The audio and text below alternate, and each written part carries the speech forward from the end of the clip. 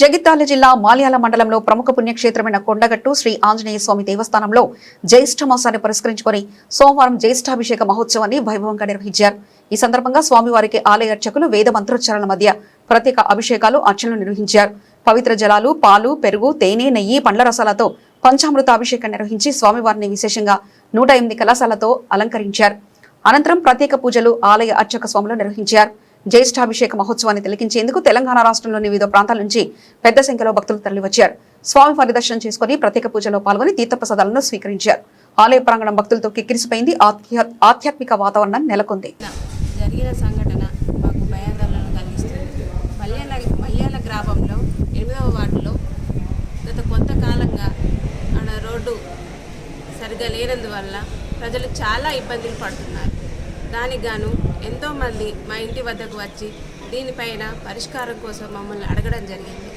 అదే దారిలో వెళ్తున్న చాలామంది పడిపోవడం, యాక్సిడెంట్లు జరగడం, చిన్నలకు కానీ పెద్దలకు కానీ చాలా ఇబ్బందులు ఎదుర్కొంటున్నారు. దానిపైన నిన్న ఉదయం 10:30 ప్రాంతంలో నా భర్త మేము దానిపైన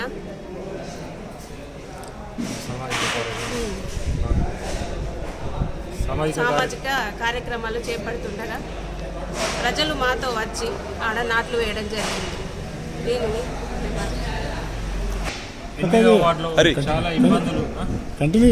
దీనిని మేము అధికార పార్టీ కానీ ఇలా ఎవరిని కూడా మెన్షన్ చేయడం జరగలేదు. మా గ్రామం గురించి మేము ప్రజల పక్షాన నిలబడి ప్రజల కోసం మాట్లాడినందుకు గాను మీ అధికార పార్టీ అయిన నాయకులు వాళ్ళు వచ్చి మా ఇంటి పైన దాడి చేయడం జరిగింది. రాత్రి 11 గంటల ప్రాంతంలో మా ఇంటి పైనకు వచ్చి నా భర్తను ఇష్టం వచ్చినట్టుగా మాట్లాడడం, బూతులు మాట్లాడడం, మీదికి రావడం, కొట్టడం జరిగింది. నేను నా చిన్నపిల్లలు ఇద్దరం రాత్రి 2 గంటల వరకు నిద్ర లేకుండా ఉన్నాము. దీనిపైన మీరు చట్టరీత్యంగా పోలీసు వారు దీనిపైన చర్యలు తీసుకోవాలని కోరుతున్నాను. మాకు రక్షణ అవసరం. అందరికీ నమస్కారం. చొప్పదండి నియోజకవర్గం, మల్యాల మండల్, మల్యాల గ్రామం. నేను మీ దొంతరవేణి శేఖర్. గత సర్పంచ్ ఎలక్షన్లో పోటీ చేయడం జరిగింది. అలాగే నేను వ్యక్తిగతంగా సామాజిక సేవా కార్యక్రమాలు చేస్తూ ప్రజలకు ఎల్లవేళలా అందుబాటులో ఉంటూ నా వల్ల అయినటువంటి సేవాభావంతో బస్టాండ్ కట్టించడం కానివ్వండి, మలయాళంలో అనాథ సేవలు కానివ్వండి, గరీబులకు పెళ్లిళ్ళు కానివ్వండి, ఇలా చాలా సామూహికమైనటువంటి కార్యక్రమాలు చేస్తూ ముందుకు కొనసాగుతున్నాను. అదే కార్యక్రమంలో భాగంగా కొంతమంది 8వ వార్డు పెద్దమ్మ వార్డులో గల 8వ వార్డులో రోడ్డు చాలా అధ్వాన స్థితిలో ఉందని చెప్పి నా దగ్గరికి వచ్చి వాళ్ళు ప్రత్యేకంగా తీసుకెళ్లి చూపించడం జరిగింది. నిజంగా అక్కడ చూసినట్టయితే గుండెలు పగిలిపోయేటువంటి బాధ తలపించే రకంగా ఉంది ఆ రోడ్డు. ముసలి వాళ్లకు, చిన్నపిల్లలకు, వికలాంగులకు, గర్భిణీ స్త్రీలకు అందరికీ కూడా ఆ రోడ్డు అనేది ఒక ప్రమాదకరమైన రోడ్డుగా మారింది. దానిపైన మేము ఒక కార్యక్రమం మా వంతు బాధ్యతగా ఏదో ఒక 5 నిమిషాల పాటు సామాజిక కార్యక్రమం అంటే దీనివల్ల మాకు ఈ రోడ్డు అభివృద్ధి చెందాలనే ఉద్దేశంతో వరి నాట్లు స్థానికులు స్వచ్ఛందంగా వచ్చి వరి నాట్లు వేయడం జరిగింది.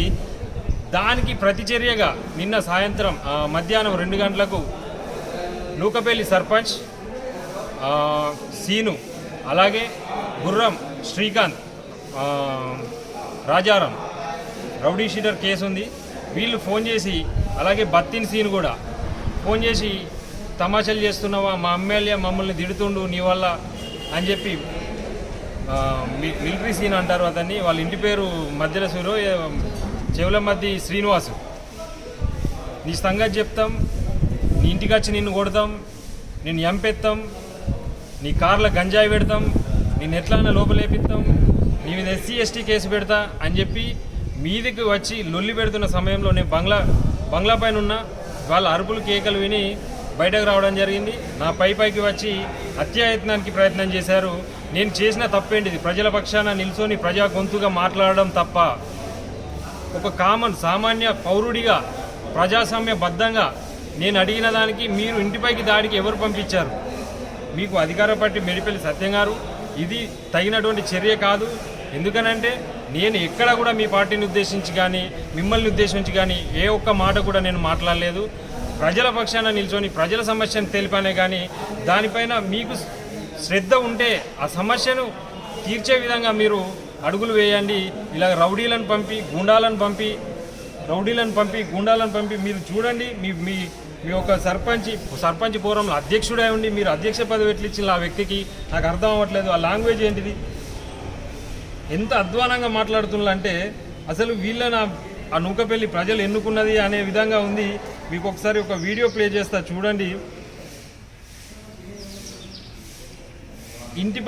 నా ఇంటిపైకి వచ్చి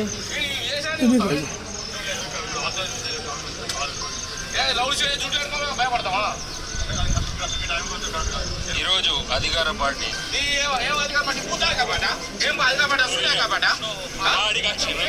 దాడికచ్చేళ్ళు నేను మర్యాదగా చెప్తున్నా. మెడికల్ సత్యం గారు